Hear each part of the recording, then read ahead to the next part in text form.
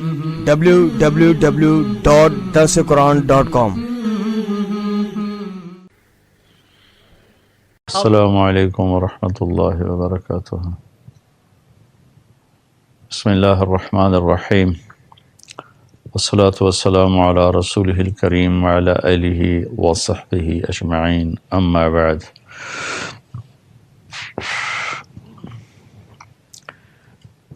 اہل بیت کا ذکر، ان کی قربانیاں، امام حسین علیہ السلام کا ذکر، قربانیاں صرف محرم کے ساتھ جوڑنا یہ اہل بیت پر بھی زیادتی ہے، اور امام علی مقام امام حسین پر بھی زیادتی ہے۔ یہ ہر پل یاد کرنے کی داستان ہے، ہر لمحے نہ بھولنے والا قصہ ہے، لیکن دکھ درد سے کہتا ہوں کہ یہ امت روایات میں کھو گئی، کہ ہم نے دین کو رسم و رواج بنا دیا، روایات بنا دیا۔ محرم آتا ہے، 10 دن کے لیے سب اشکبار ہوتے ہیں، اور ہر ایک کے سوگ منانے کے اپنے اپنے انداز ہیں۔ 10 دن کے بعد یوں ہوتا ہے جیسے کوئی حسین تھا ہی نہیں، کوئی مظلومین کا قافلہ تھا ہی نہیں۔ ظالم ظالم ہے، جھوٹا جھوٹا ہے، زانی زانی ہے، شرابی شرابی ہے، چور چور ہے، ڈاکو ڈاکو ہے، رشوت دینے والا اسی ڈگر پہ چل رہا ہے، کوئی تبدیلی نہیں۔ جنت اگر اتنی سستی ہوتی کہ صرف رونے سے مل جاتی تو اہل بیت کو ذبح ہونے کی کیا ضرورت تھی۔ ایسے ہی ربیع الاول آتا ہے تو 12 دن کے لیے جشن منانے کے پوری دنیا میں پھروں، ہر جگہ میلاد کو منایا جاتا ہے، اپنے اپنے انداز ہیں سارے ملکوں کے، ہر جگہ۔ لیکن کیا میرا نبی صرف 12 دن یاد کرنے کے لیے ہیں؟ کیا آپ کی سیرت، آپ کی ذات، آپ کی ہستی، اہل بیت تو میرے نبی کے طفیل ہیں۔ میرے نبی نہ ہوتے تو اہل بیت بھی نہ ہوتے، نہ حسین ہوتے، نہ حسن ہوتے، نہ علی ہوتے۔ یہ جو کچھ ہے یہ تو محمد مصطفیٰ صلی اللہ علیہ وسلم کے طفیل ہیں۔ اور اتنی بڑی ہستی جن پر اللہ خود درود پڑھتا ہو، ان اللہ و ملائکتہ یصلون علی النبی، تو صرف 12 دن کے لیے جلسے بھی ہیں، جلوس بھی ہیں، نعت خوانی بھی ہے، اور اس کے بعد ایسے بھلا دیا جاتا ہے جیسے ہمارا نہ کوئی راہبر ہے، نہ ہمارا کوئی رسول ہے، نہ ہمارا کوئی ہادی ہے، نہ ہمیں کوئی بتا کر گیا ہے۔ آپ بازار میں جا کے دیکھیں کہ بازار میرے نبی کی بتائے ہوئے ترتیب پر ہیں یا جھوٹ پر ہیں، بددیانتی پر ہیں، کھوٹ پر ہیں۔ ہمارے دفتر اللہ کے نبی کی بتائی ہوئی سیرت پر ہیں یا ظلم و ستم پر ہیں، درندگی پر ہیں، بربریت پر ہیں۔ ہماری معاشرتی زندگی کیا میرے نبی کی سیرت کا نمونہ ہے یا ظلم و ستم کی عجب درد بھری داستان ہے؟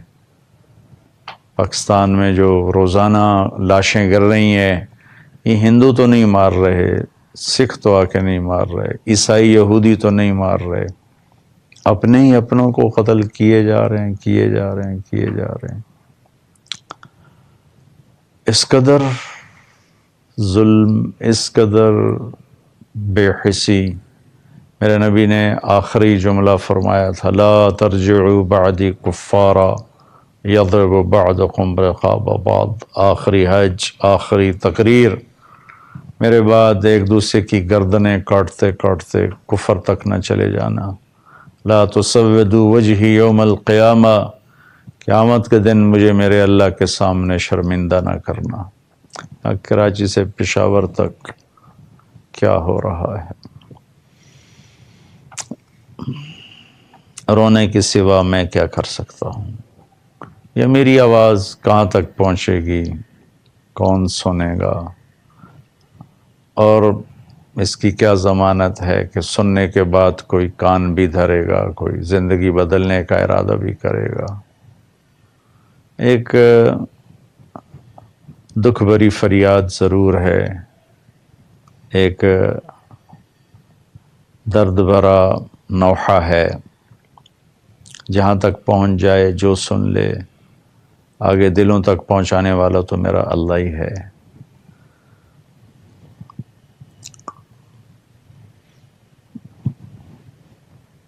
سب کچھ ہی لٹا دیا، سب کچھ ہی بھولا دیا۔ میرے نبی نے فرمایا ترکتکم علی محجۃ بیضاء لیلها کنہارها لا یزیغ عنہا الا ہالک۔ تمہیں روشن راستے پہ چھوڑ کے جا رہا ہوں، کسی نبی نے جاتے ہوئے یہ بات نہیں فرمائی۔ میں وہ راستہ دے کے جا رہا ہوں جس میں رات ہے ہی نہیں، دن ہی دن ہے، دن ہی دن ہے۔ اس سے ہٹو گے تو ہلاک ہو جاؤ گے، اور وہ ہلاکت آج ہم دیکھ رہے ہیں۔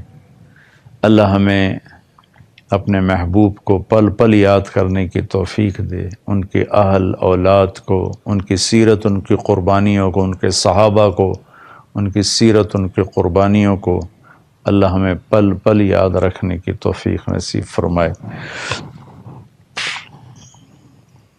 10 محرم قریب ہے، میرا ارادہ تو تھا کہ میں یہ سارا واقعہ، اس کا پس منظر، پھر یہ سارا واقعہ تفصیل سے بتاتا، لیکن میں جب سے حج سے واپس آیا ہوں میری طبیعت ٹھیک نہیں ہے اور جسم میرا ساتھ نہیں دے رہا، تو میں تفصیل انشاءاللہ آپ کتابوں میں پڑھ لیں، علماء سے سن لیں، ہر طرف اس وقت اسی قصے کو سنایا جا رہا ہے، لیکن تھوڑا سا میں ضرور عرض کروں گا کہ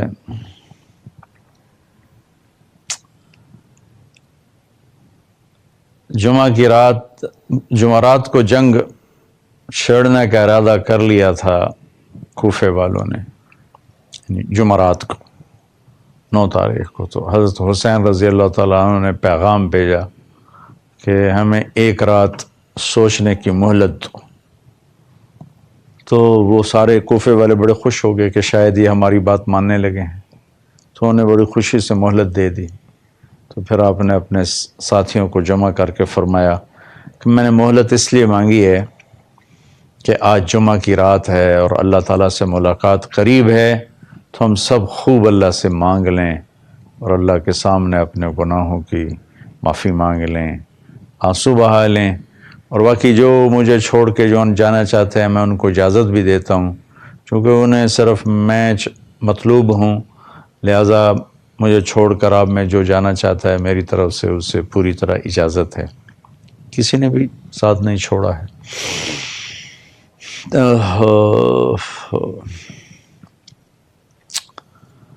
تو آپ کے ساتھیوں میں تھے ایک سعید بن عبداللہ، کھڑے ہو کر کہنے لگے حسین مجھے پتہ ہے ہم آپ کو نہیں بچا سکتے، لیکن کاش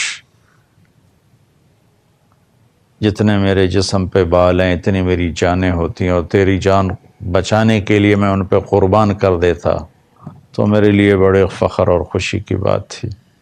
پھر اپنے ساتھیوں سے فرمایا کہ اللہ کی قسم ہمارے اور جنت میں صرف ایک چیز اب رکاوٹ ہے کہ یہ کوفے والے آ کے ہماری گردنیں اڑا دیں اور ہم وہ گئے جنت میں۔ یہ جذبہ اس وقت پورے لشکر کا تھا۔ اگلے دن جمعہ 10 محرم، اللہ نے یہ دن آپ کے لیے طے کیا ہوا تھا، جو چھری حضرت اسماعیل سے ہٹائی گئی، پھر حضرت عبداللہ سے ہٹائی گئی، اسے حضرت حسین پر چلنا تھا اور قربانی کی داستان نے اپنے انتہا کو پہنچنا تھا۔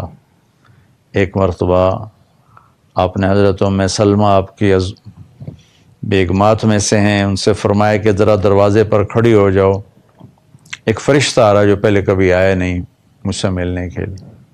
وہ دروازے پہ کھڑی ہو گئیں، اتنے میں کہیں سے حسین کھیلتے ہوئے آئے، ام سلمہ کے روکتے روکتے بھاگ کے اندر چلے گئے۔ تھوڑی دیر کے بعد اندر سے رونے کی آواز آئی، اللہ کے نبی کے زور سے رونے کی آواز۔ بس ام سلمہ اندر گئیں تو دیکھا آپ نے حسین کو ایسے سینے سے لگایا ہوا تھا اور پھوٹ پھوٹ کے رو رہے تھے. تو انہوں نے عرض کی یا رسول اللہ میرے ماں باپ قربان، آپ کیوں رو رہے ہیں؟ فرمایا کہ یہ فرشتہ جو آیا تھا وہ یہ بتا کر گیا ہے کہ میرے اس بچے کو میری امت قتل کر دے گی. مجھے وہ زمین دکھائی ہے جہاں پر اس کا خون گرے گا، وہ مٹی دکھائی ہے. علی رضی اللہ تعالیٰ عنہ جب عراق تشریف لے گئے اور کربلا سے گزرے تو پوچھا یہ کون سی جگہ ہے؟ تو انہوں نے بتایا تو فرمایا صبرن ابا عبداللہ، صبرن ابا عبداللہ، صبرن ابا عبداللہ. ابو عبداللہ حضرت حسین کی کنیت، ابو عبداللہ صبر، ابو عبداللہ صبر، ابو عبداللہ صبر. تو ساتھی نے پوچھا کیا فرما رہے ہیں؟ کہ وہ جگہ ہے جہاں میرے بیٹے کا خون گرایا جائے گا اور اس کے ساتھ امت کے بہترین انسان ہوں گے جو اس کے ساتھ شہید کیے جائیں گے اور ان کا خون اس مٹی میں گرایا جائے گا. تو آپ نے حجت پوری کرنے کے لیے دوبارہ ان سے ارشاد فرمایا کہ دیکھو میرا مقصد تم سے لڑنا نہیں ہے، اور میں اس کائنات میں اس وقت مجھ سے افضل کوئی انسان نہیں کہ میں تمہارے نبی کا نواسا ہوں. اگر تمہاری تلواریں مجھ پر چل گئیں تو ہمیشہ کے لیے تمہارے لیے لعنت لکھ دی جائے گی، ہلاکت لکھ دی جائے گی. میرے قتل سے باز رہو. ان کے بدبختی چھائی ہوئی تھی، دلوں پہ مہریں لگی ہوئی تھی، لیکن ایک شاہ سوار کا نصیب جاگا، حر بن یزید رحمۃ اللہ علیہ. انہیں اپنے گھوڑے کو ایڑ لگائی اور بھاگ کے آ کے اس خوشبخت قافلے میں شریک ہو گئے. اس میں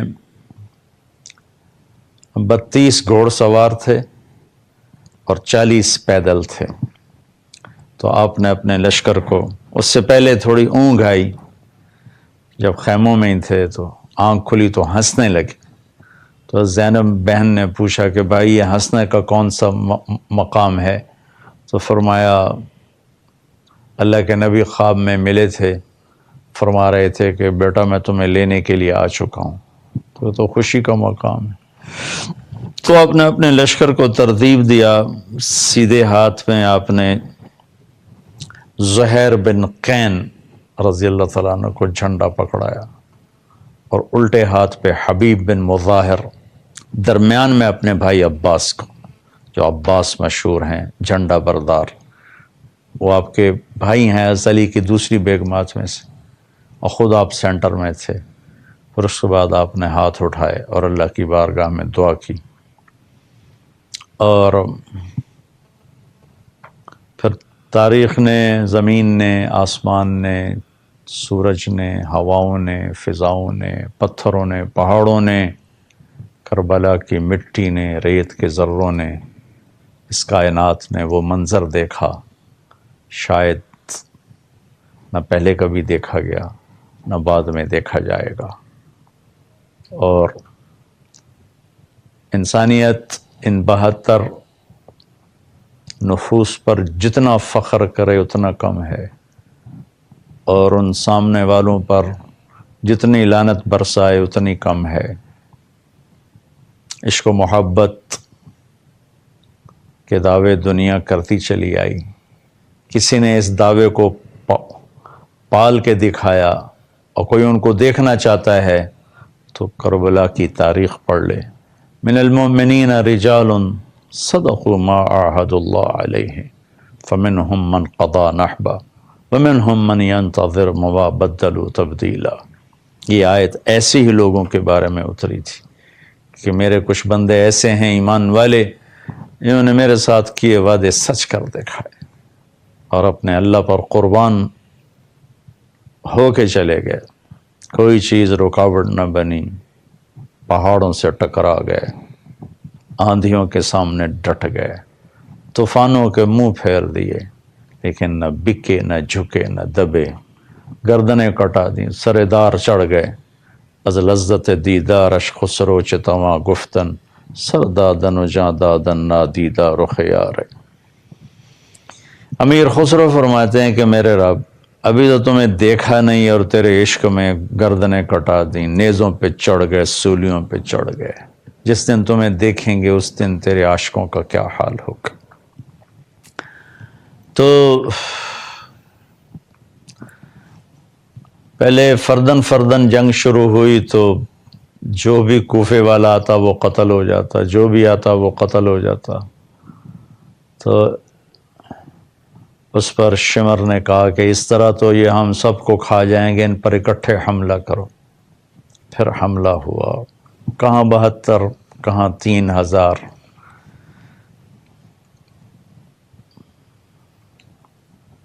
تو تھوڑی دیر میں سارے انہوں نے پہلے گھوڑ سواروں کو نشانہ بنایا اور تیر مار مار مار کے سب کے گھوڑوں کو ختم کر دیا، تو سارے پیدل ہو گئے۔ اور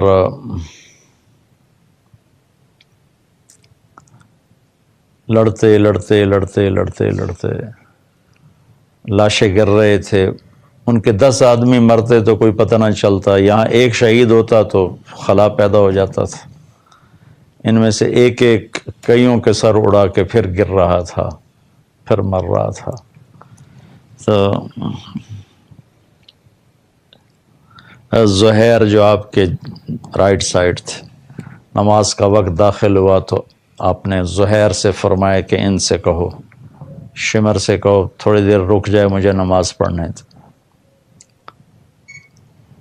تو شمر نے کہا، انہوں نے آگے بڑھ کے کہا کہ تھوڑی دیر رکو، نماز پڑھنی ہے۔ تو شمر نے کہا ہم جنگ نہیں بند کریں گے۔ تو انہوں نے واپس آ کے عرض کی کہ وہ تیار نہیں ہیں۔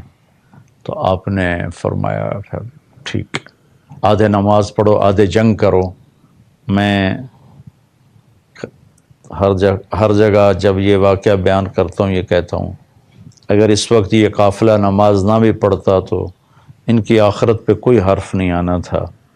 ان کے استقبال کے لیے اللہ کے نبی تشریف لا چکے ہیں، جنت کے دروازے کھل چکے ہیں۔ لیکن اگر یہ نماز چھوڑتے تو امت کو پیغام ادھورا جاتا کہ ایسی مشکل میں شاید نماز معاف ہو جاتی ہے، چھوڑی جا سکتی ہے، لیکن یہ پیغام سنایا کہ اس حال میں بھی اللہ کو سجدہ کیا جاتا ہے۔ زیر خنجر بھی یہ پیغام سنایا ہم نے، یہ بات بتانا تھا کہ یہ وہ فرض ہے جو کسی حال میں معاف نہیں۔ میں بڑے درد سے کہتا ہوں، میرے پاکستان کے 18-19 کروڑ عوام میں صرف 10% نمازی رہ گئے ہیں، 90% نماز نہیں پڑھتے۔ جن کو جنت کی سرداری ملی اور اتنی بڑی شہادت ملی، انہوں نے نماز نہیں چھوڑی۔ ہم کس دعوے پہ نماز چھوڑتے ہیں؟ کس دعوے پر ہم اس سے غفلت کرتے ہیں؟ بھائی بہنوں، میری آواز سن رہے ہو تو اللہ کے واسطے سجدوں میں سر رکھنا سیکھ لو، اس کے بغیر کوئی راستہ کوئی نہیں۔ ذرا سے بھی گنجائش ہوتی تو یہ قافلہ آج نماز نہ پڑھتا، جان دے کے آگے جنت میں جاتا، لیکن آدھے الگ ہو گئے، انہوں نے نماز شروع کی، آدھے جنگ کرتے رہے۔ اور میرے خیال میں اس 1500 سال میں، 1535 سال میں ایسی نماز شاید ہی پڑھی گئی ہو، اور ایسا درد بھرا منظر شاید ہی کبھی سامنے آیا ہو۔ آپ اپنے خون سے وضو کیے یا کربلا کی مٹی سے تیمم کیے، جب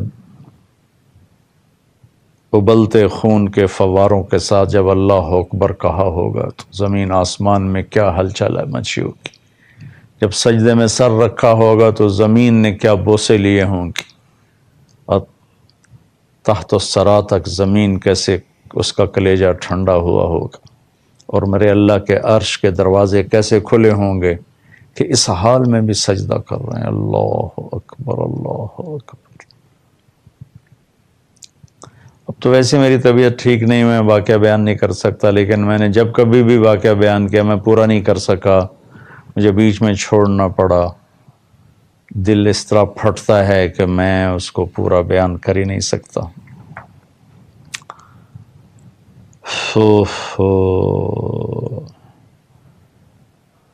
نماز کے بعد زہیر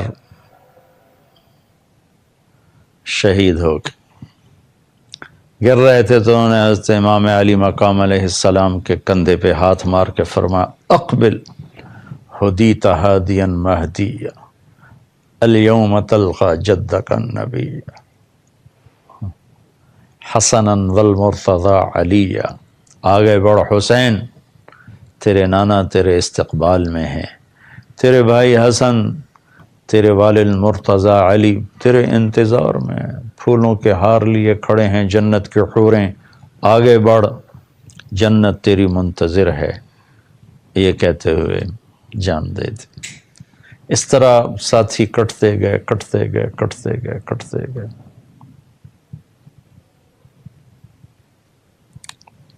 پھر اہل بیت کی باری آ گئی۔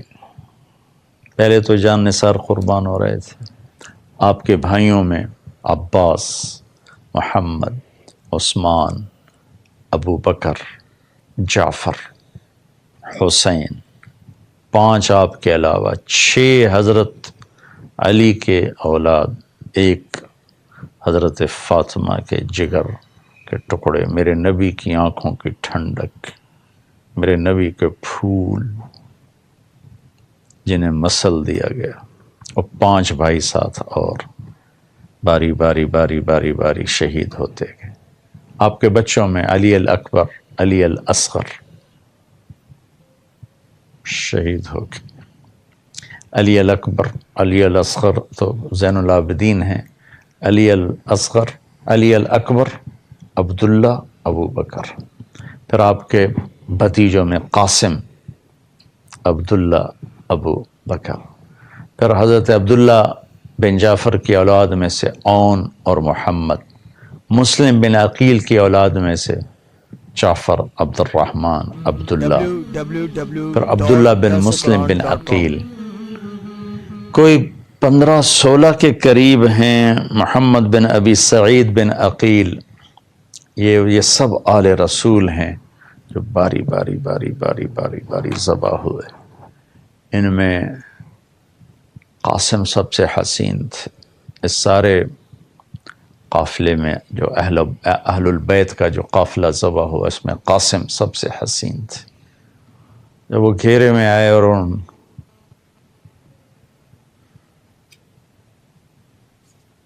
پر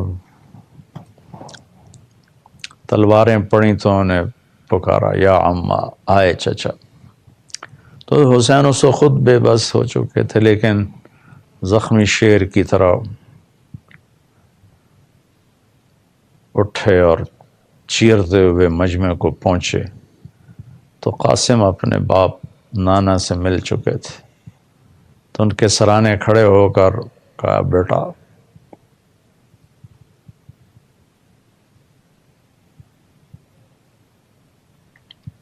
آج تیرا چاچا بڑا بے بس ہے۔ ہائے ہائے، وہ کیا دن ہوگا جب ہمارے نانا ہمارے وکیل بن کر آئیں گے۔ پھر ان کو اٹھایا، جا کر اہل بیت کے شہداء کے ساتھ ڈال دیا۔ آزمائش کی گھڑیاں بھی کچھ باقی تھیں۔ چھوٹے سے بچے تھے عبداللہ 2 سال کے، حسین کے آخری۔ علی الاکبر شہید ہو گئے تھے، ابو بکر اور عبداللہ یہ تو خود تنہا رہ گئے تھے، تو ان کو بلوایا، تقدیر شاید ابھی اور اوپر لے جانا چاہتی تھی۔ ان کو خیال تھا کہ اس معصوم بچے کو کوئی کیا کہے گا، تو ان کو بلا کر جیسے آخری الوداعی سلام محبت، تو ان کو پیار کر کے اپنے گود میں بٹھایا ہی تھا کہ کوفے کے لشکر میں ایک سپاہی ابن الموقت اس کا نام تھا، اس نے جوڑ کے تیر جو مارا تو خطا ہونے کی بجائے وہ عبداللہ کی کیلے میں آ کے ایسے سیدھا پار ہو گیا، بچے کی آہ بھی نہ نکلی اور گردن ایسے ڈھلک گئی۔ اس وقت اپنے عبداللہ کا خون اپنے دونوں ہاتھوں میں لے لیا، ایسے کر کے لے لیا، ایسے دونوں لپ بھر گئے تو اس کو یوں آسمان کی طرف کیا ایسے، اللہ اللہ اگر تو راضی ہے تو کوئی گلا نہیں، ان سے بدلے لے لینا، اور ان کو بھی وہیں ڈال دیا۔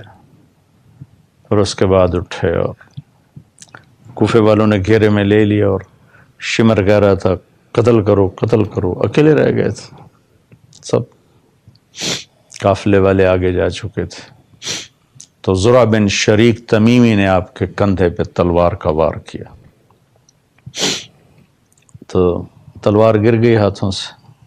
سنان بن انس نے سیدھا سینے پہ وار کیا نیزے کا، جسے پیچھے گر، تو پھر اس نے یزید بن خولہ سے کہا کہ سر کاٹو، وہ پیچھے ہٹ گیا، تو وہ خبیث خود آگے بڑھا، سنان بن انس، اور اس نے آپ کا سر کاٹا اور نیزے پہ چڑھا دیا۔ تو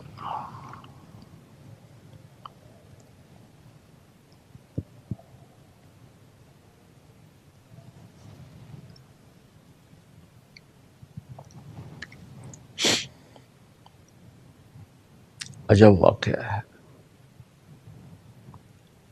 کہ نبی کے نواسے کو یوں ذبح کر دیا گیا۔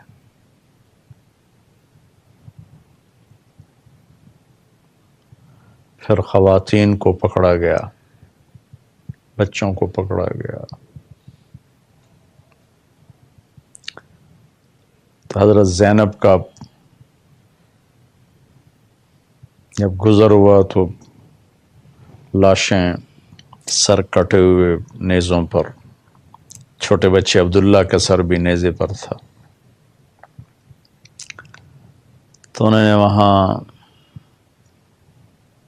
چند بول بولے، واہ محمد واہ محمد،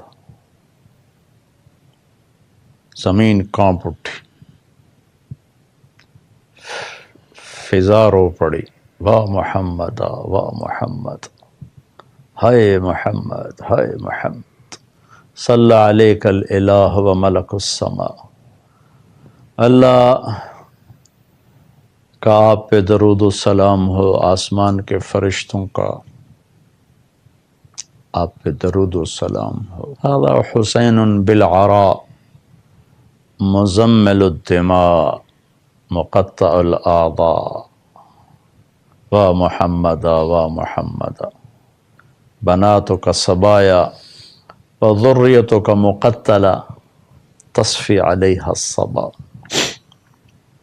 یہ آپ کا حسین ہے، آج بڑا سرخ جوڑا پہنا ہوا ہے، اپنے خون کے تانے بانے کا ہی جوڑا پہنا ہوا ہے، اپنی بوٹیوں کا ہار بنایا ہوا ہے، آج اس کی بارات ہے، آج آپ کی بیٹیاں قید ہیں، آپ کی نسل ذبح ہے۔ کسی نے کفن نہیں دیا تو ہواؤں نے آگے بڑھ کر مٹی ڈال کے ان پر کفن ڈال دیا ہے۔ تھوڑی دیر پہلے جو جن کی تلواروں سے حسین کا خون ٹپک رہا تھا، کوئی ایک آنکھ نہیں تھی جو نہ روئی ہو اس وقت، ایک آنکھ ایسی نہیں تھی جو نہ روئی ہو۔ پھر یہ سارا قافلہ پیش کیا گیا، ابن زیاد کے ہاتھ میں چھڑی تھی، اس نے اس سے ماری ایسے ہونٹوں پہ، ایسے کہنے لگا میں نے ایسا حسن آج تک نہیں دیکھا، مرنے کے بعد بھی ایسا حسن ہو۔ بس انس رضی اللہ تعالیٰ عنہ کھڑے ہو کر فرمانے لگے، ظالم یہ چھڑی یہاں سے ہٹا، میں نے ان ہونٹوں پہ نبی کے ہونٹوں کو لگتے دیکھا ہوا ہے۔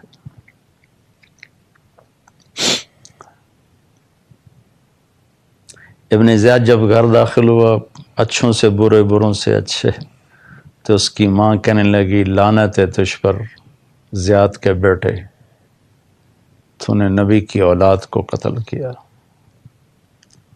جا دور ہو جا میری نظروں سے، کبھی تو جنت کی ہوا بھی نہ لے کر۔ ہمیشہ کے لیے اپنے بیٹے سے اس نے آنکھیں پھیر لی۔ پھر یہ سر یزید کے دربار میں بھی پیش کیا کہ عاشق کا جنازہ ہے، ذرا دھوم سے نکلے، محبوب کی گلیوں سے ذرا گھوم کے نکلے۔ یزید نے بھی منہ پہ چھڑیاں ماری، کو بکواس کی۔ تو زید بن ارقم رضی اللہ تعالیٰ عنہ کھڑے ہوئے، کہا کہ ایسا نہ کر، میں نے ان ہونٹوں پہ نبی کے ہونٹوں کو لگتے دیکھا ہوا ہے۔ واقعہ تو آپ پڑھ لیں گے، مجھ سے تو سنایا نہیں جا رہا۔ ہاں میں تھوڑا سا ایک اضافہ بتاؤں گا۔ حضرت حسین کیسے تھے؟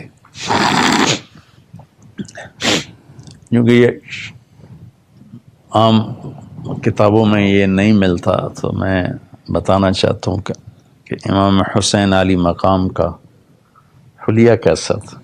قد و قامت، کان ربعۃ لیس بالطویل ولا بالقصیر، درمیانہ قد تھا، نہ لمبا نہ چھوٹا، واسع الجبین، ماتھا کشادہ تھا، کث اللحیہ، داڑھی مبارک گھنی تھی، واسع الصدر، سینہ چوڑا تھا، عظیم المنکبین، کندھے بڑے مضبوط اور بڑے تھے، ضخم العظام، ہڈیاں چوڑی تھیں، رحب الراحہ، ہتھیلی، ضخم الکفین والقدمین، اور ہتھیلیاں بڑی مضبوط اور پاؤں بڑے مضبوط تھے، اور رنگ بڑا خوبصورت تھا، سرخ اور سفید رنگ تھا، ابیض مشرب بحمرہ، سفید رنگ اور اس میں سرخی شامل تھی، متماسک البدن، مضبوط جسم تھا، رجل الشعر، اب اللہ کے نبی کی طرح بال آپ کے گھنگریالے تھے، حسن الصوت، آواز بڑی سریلی تھی، فی صوتہ حنۃ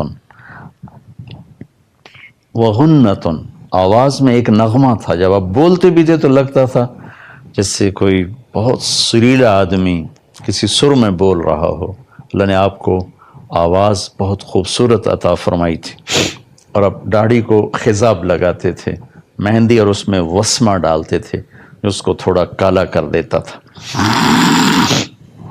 یہ میرے اور آپ کے امت کے رہبر امام حسین علی مقام کا حلیہ مبارک تھا۔ دونوں بھائی، حسن اللہ کے نبی کا مشابہ تھے چہرے سے کمر تک، اور حسین چہرے سے کمر تک اپنے باپ کے مشابہ تھے۔ حسن نیچے کمر سے پاؤں تک اللہ کے نبی کے مشابہ تھے، اور حسین کمر سے پاؤں تک حسن کمر سے پاؤں تک حضرت علی کے مشابہ تھے، اور حسین کمر سے پاؤں تک اللہ کے نبی کے مشابہ تھے، لیکن دونوں اللہ کے نبی کی آنکھوں کی ٹھنڈک تھے۔ ایک کو زہر میں ہائے ہائے فرمایا، جب آخری دفعہ زہر دیا گیا کہ میرے بھائی حسین مجھے بہت دفعہ زہر دیا گیا ہے، اس دفعہ جو زہر دیا ہے اس نے میرا کلیجہ کاٹ دیا ہے۔ تو اس میں تڑپ تڑپ کے چلے گئے، ایک کا سر نیزے پہ چڑھا دیا، وہاں چلے گئے۔ تو میرے بھائی بہنوں، میری تمنا تو تھی کہ میں اس کو آپ کو تفصیل سے سناتا، لیکن میں نے کبھی کبھی تیاری کر کے بھی سنانا چاہا تو میں نہیں سنا سکا ہوں، بیچ میں ہی چھوڑنا پڑا۔ اب تو ویسے ہی میری طبیعت خراب ہے، کتابوں میں پڑھ لیں، اسے یاد رکھنے کے لیے پڑھیں، اور اس کا سبق یہ ہے کہ اللہ کو راضی کرنے کے لیے جو قیمت دینی پڑے دے تو۔ حضرت علی رضی اللہ تعالیٰ عنہ نے وصیت نامہ لکھایا تھا، اس وصیت نامے کے ابتدائی چند بول پڑھ کے سناتا ہوں، اور ایک جملے کی وجہ سے مجھے یاد آیا کہ اللہ کو راضی کرنے کے لیے جو بھی قیمت دینی پڑے. اپنے بچوں کا نام یہ وصیت تھی، احی قلبک بالموعظہ، دل کو زندہ رکھنا قرآن سے، ونورہ بالحکمہ، اسے نورانی بنانا نبی کے کلام سے، وقویہ بالزہد، اسے مضبوط بنانا دنیا کی بے رغبتی سے،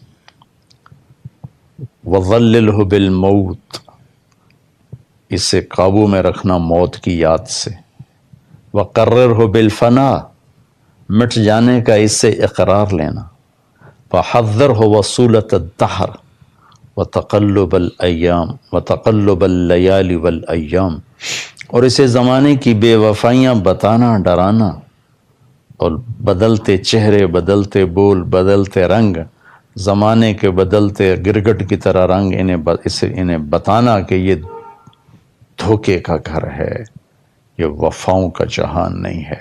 وَآرِضْ عَلَيْهِ أَخْبَارَ الْمَاضِينَ، پچھلی قوموں کے قصے سنانا، وَصِرْ فِي دِيَارِهِمْ، ان کی اجڑی بستیوں میں، شکستہ کھنڈر حویلیوں میں جانا کہ ویران محلات سے پوچھنا، صرف فی دیارہم، وانظر این حلوا، پھر ان میں غور کرنا کہ یہاں ہٹو بچوں کے شور تھے، کہاں چلے گئے. فإنک تری قد انتقلوا من دار الغرور ونزلوا فی دار الغربہ، تم دیکھو گے بچوں کہ وہ دھوکے کا گھر چھوڑ کر وحشت کے گھر میں، تنہائی کے گھر میں، کیڑوں کے گھر میں جا کے سو گئے. فإنک صرت کأحدہم، ایک دن تم بھی اسی قبر میں جاؤ گے. لہٰذا یہ جملہ، فلا تبع آخرتک بدنیاک بل بع دنیاک بآخرتک، میرے بچے، میرے بیٹے، دنیا اور آخرت میں مقابلہ ہو جائے، دنیا نہ بچانا، آخرت بچا لینا، دنیا چھوڑ دینا. دنیا اور آخرت میں کسی ایک کو بیچنا پڑے تو آخرت نہ بیچنا، دنیا بیچ دینا، دنیا کے بدلے میں آخرت خرید لینا. ایسا نہ کرنا کہ آخرت بیچ کے دنیا خرید لو تو گھاٹے کا سودا ہے. وصیت آگے بھی چلتی ہے، ابتدا بڑی خوبصورت ہے اس کے جملے، اور نبیوں کے بعد سب سے فصیح انسان ہے حضرت علی، تو ان کے یہ چند جملے میں نے آپ کو عرض کیے ہیں. اس میں یہ ایک جملہ ہے کہ آخرت بچاتے ہوئے دنیا بیچنی پڑے بیچ دینا. یہی کچھ انہوں نے کر کے دکھایا کہ اپنی آخرت کو بچاتے ہوئے اپنی دنیا کو بیچ دیا، جان کے سودے کر دی، اولاد کے سودے کر دی. بچوں کے لاشیں گرتے دیکھنا آسان کام ہے، بچہ بیمار ہو تو نہیں دیکھا جاتا، چی جائے کہ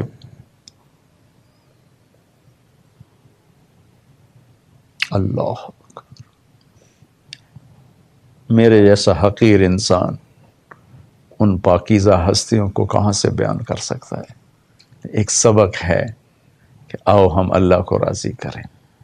ہم بھی عجب لوگ ہیں، اور پورا پاکستان یزید کو، شمر کو برا بھلا کہنے پر لگا ہوا ہے، لیکن کام سارے یزید والے، شمر والے، ابن زیاد والے. ایک کام بھی حسینی قافلے کا نہیں ہے، کام سارے ان کے آنسو اہل بیت کے لیے، اور شرکت شمر کے قافلے میں، زندگی اللہ کے نبی کی دشمنوں والی، اور جلد سے ان کی یاد کے. تو یہ بھائیو ایک قدم اور بڑھائیں، ایک قدم اور بڑھائیں. یہ کرنا بھی کسی نیکی کو ہلکا نہیں سمجھنا چاہیے. اگر کوئی اللہ کے نبی کی یاد میں بیٹھ کے کوئی محفل کر رہا ہے تو ان کو اجر مل رہا ہے اللہ کے فضل سے. کوئی اہل بیت کے غم میں بیٹھ کے کوئی آنسو بہا رہا ہے، انہیں اجر مل رہا ہے. لیکن کیا اتنا ہی کافی ہے؟ اس سے تھوڑا سا اور آگے چلیں کہ ہم اپنی زندگی بدلیں. یہ پیغام ہے کہ ظلم کے ساتھی نہ بنو. اگر حضرت امام علی مقام یزید کی بیعت کر بھی لیتے تو ان کی آخرت کو کیا نقصان تھا؟ کوئی نقصان نہیں تھا، جب پہلے ہی فیصلہ ہو چکا تھا جنت کے سردار ہیں. نقصان ہونا تھا پیغام پہنچانے میں، کہ پھر یہ پیغام جاتا کہ سودا کیا جا سکتا ہے، ایمان کے سودے ہو سکتے ہیں۔ وہ یہ بتانا چاہتے تھے کہ ایمان بکنے والی چیز نہیں ہے، اس کے لیے ہر چیز قربان کی جا سکتی۔ تو آؤ بھائی بہنوں، نیا سال شروع ہو رہا ہے، انقلاب لائیں۔ وہ نہیں جو سیاسی لوگ کہہ رہے ہیں، انقلاب لائیں دلوں کو بدلنے والا۔ انقلاب کہتی دل کے بدل جانے کو ہے، کہ اللہ کی نافرمانی کے راستے چھوڑ دیں، ظلم و ستم کے راستے چھوڑ دیں، زیادتی کے راستے چھوڑ دیں۔ میرا دیس ظلم سے بھرا پڑا ہے، ظالم نہ بنو، ظالم نہ بنو، ظالم نہ بنو۔ میں حکمرانوں کو یا سیاستدانوں کو یا طاقتور کو کیا برا بھلا کہوں؟ میرے دیس میں جس کا داؤ لگتا ہے وہ ظلم کی آخری حد تک چلا جاتا ہے۔ مظلوم بھی جب طاقت میں آتا ہے تو ظالم ظالم ظالم ترین بنتا چلا جاتا ہے۔ تو بھائیو، اہل بیت کی قربانیوں کے یاد میں ایک سبق سیکھیں کہ ہم ظالم نہ بنیں، ظالم کے ساتھی نہ بنیں، ظلم کے راستے پر نہ چلیں، مظلوم بن جاؤ، حسینی قافلے کے شریک بن جاؤ۔ ظالم بنو گے تو پھر شمر کے ساتھ ہی جانا پڑے گا، ادھر ہی سفر ہوگا، اس طرف سفر نہیں ہو سکتا۔ مظلوم بن جاؤ، ایک دوسرے پر کیچڑ اچھالنا، ظلم و ستم، قتل و غارت، چوری ڈاکے، اغوا، رشوت، اس پیسے کو لے کر کہاں جانا ہے؟ ان گوٹھیوں بلڈنگوں کو لے کر کہاں جانا ہے؟ کیا آج جو اوروں کی گردنیں کاٹ رہے ہیں، ان کے پیچھے موت نہیں کھڑی ہوئی؟ جو اپنے بینک بیلنس بڑھا رہے ہیں، کیا قبر کے کیڑے ان کی لاشوں کو نہیں کھائیں گے؟ کیا ان کا کفن ٹکڑے ٹکڑے نہیں ہو گئے؟ کیا موت ان کو بھلا دے گی؟ تو آؤ بھائی، ہم اپنے سال کی ابتدا کریں اس مبارک سبق کے ساتھ کہ ہم ظالم نہیں بنیں گے۔ میں تو ہر دفعہ یہ کہتا ہوں، جھوٹ نہ بولو، ظلم نہ کرو، بددیانتی نہ کرو، فرائض ادا کرو، کبیرہ گناہوں سے بچو، محبت سے رہو، پیار سے رہو، نہ مذہب کے نام پہ قتل و غارت کے بازار گرم کرو۔ اللہ کی قسم، اس کا فائدہ تمہیں کچھ بھی نہیں ہوگا۔ میری بات پہ یقین نہیں تو اسپین کا ایک چکر لگا لو۔ میں جا کے میں وہاں آنسوؤں سے نہیں رویا، میں جو کہتے ہیں نا خون جگر اور دل کا رونا، یعنی میرے دل اور جگر سے آنسو نکلے وہاں۔ اس وجہ سے نہیں کہ یہاں زوال آ گیا، اس وجہ سے کہ جس وجہ سے وہ تباہ ہوئے تھے وہ سب کچھ پاکستان میں ہو رہا ہے اور کسی کو ہوش کوئی نہیں ہے۔ سب علماء کے سامنے ہاتھ جوڑتا ہوں، اپنے عقائد جو میں ہیں مضبوط رہو، نفرت کی آگ نہ بھڑکاؤ، محبت کا پیغام دو، محبت کا پیغام دو، محبت کا پیغام دو۔ سب کو گلے لگانا سیکھو، اختلاف رائے کو برداشت کرنا سیکھو۔ نوجوانوں سے کہتا ہوں، تعصب سے پاک ہو کے رہو، مسلم بن کے رہو، اپنے عقائد پر مضبوط رہو جو تمہارے ہیں، کسی کو اس طرح نیچے نظروں سے نہ گراؤ کہ دیکھو کیا ہو رہا ہے، کس طرح آگ بھڑک رہی ہے۔ سلام کرنا چھوڑ گئے، ایک دوسرے کو واجب القتل کہتے پھر رہے ہیں۔ رحم کرو، اللہ کے واسطے رحم کرو۔ بہت تاریکی کا دور ہے، بغداد زیر و زبر ہو گیا تھا جب وہاں حنبلی شافی لڑائیاں تھیں، مالکی حنفی لڑائیاں تھیں، شیعہ سنی لڑائیاں تھیں، تو اللہ تعالیٰ نے ہلاکو کو بیچ کے شیعہ بھی مٹا دیے، سنی بھی مٹا دیے، حنفی، مالکی، حنبلی، شافی سب مٹا دیے۔ 15 لاکھ آدمی تیغ کروا دی۔ اللہ کے واسطے ایک دوسرے کو برداشت کرو، سیاست کے نام پہ ظلم نہ کرو، مذہب کے نام پہ ظلم نہ کرو، قومیت کے نام پہ، تجارت کے نام پر کسی بھی شکل میں ظالم نہ بنو، مظلوم بن جاؤ۔ سینے سے لگانا سیکھو، دھکا دینا نہ سیکھو، پیار کرنا سیکھو، نفرت کرنا نہ سیکھو، قریب کرنا سیکھو، دور کرنا نہ سیکھو۔ تبلیغ کا کام ایک تحفہ ہے، اس میں ٹائم لگاؤ۔ تبلیغ نے سینے سے لگا کے لوگوں کو کہاں سے کہاں کے راستے دکھائے کہ آج سٹیج پہ ناچنے والے راتوں کو مسلوں پر رونے والے بن گئے، جسم کو بیچنے والیاں راتوں کو اللہ کے سامنے رونے والیاں بن گئیں، ناچنے والیوں کے بچے حافظ قرآن بن گئے، ناچنے والے گانے والے ان کی اولادیں عالم بن گئیں۔ صرف سینے سے لگانے کا کام کیا۔ 6 بر اعظم میں اللہ نے تبلیغ کے کام کو پھیلا دیا۔ اللہ تعالیٰ نے کئی دفعہ مجھے جانے کا موقع دیا۔ میں آپ سب بھائی بہنوں کی منت کرتا ہوں، آئیں ہم مسلمان بن کے رہیں، امت بن کر رہیں، تبلیغ میں وقت لگائیں، آپ کو بہت فائدہ ہوگا، بہت فائدہ ہوگا۔ امت پنے کی بات تبلیغ کے سٹیج سے ہو رہی ہے، اور بہت خوبصورت بات ہو رہی ہے جس نے دلوں کو خرید لیا ہے، اور 6 بر اعظم کے کالے گوروں کو اپنا پیغام سنا کر اپنے